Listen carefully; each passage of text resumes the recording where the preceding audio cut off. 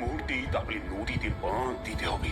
বাঁধ সারানোর জন্য রাজকোষ থেকে কিছু অর্থের ব্যবস্থা করে দিন না মহারাজ, আমি লোক লাগিয়ে বাঁধ তৈরি করে দিচ্ছি। হ্যাঁ হ্যাঁ হ্যাঁ, এই বিপর্যয় আমাদের মোকাবিলা করতেই হবে। প্রজাদের তো সুখে নিরাপদে রাখতে হবে।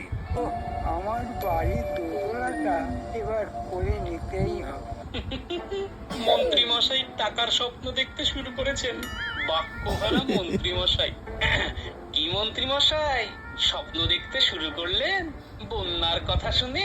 হ্যাঁ, আমাকে কিছু বললে গোপাল? বললাম বন্যার কথা শুনে কি ভাবতে বসলেন? কি ভাবা উচিত বলে তোমার মনে হয়? প্রজাদের দুর্দশা কিভাবে দূর করব সেটা ভাবছি। ভাবনা দূর করুন মন্ত্রী মশাই। মহারাজ গোপাল আমাকে এই বিপদের কথা অনেক আগে থেকেই বলেছিল। তাই আমি বন্যার সাথে কিভাবে লড়তে হবে সেটা নিয়ে ভাবতে ভাবতে একটা যন্ত্র আবিষ্কার করে ফেললাম।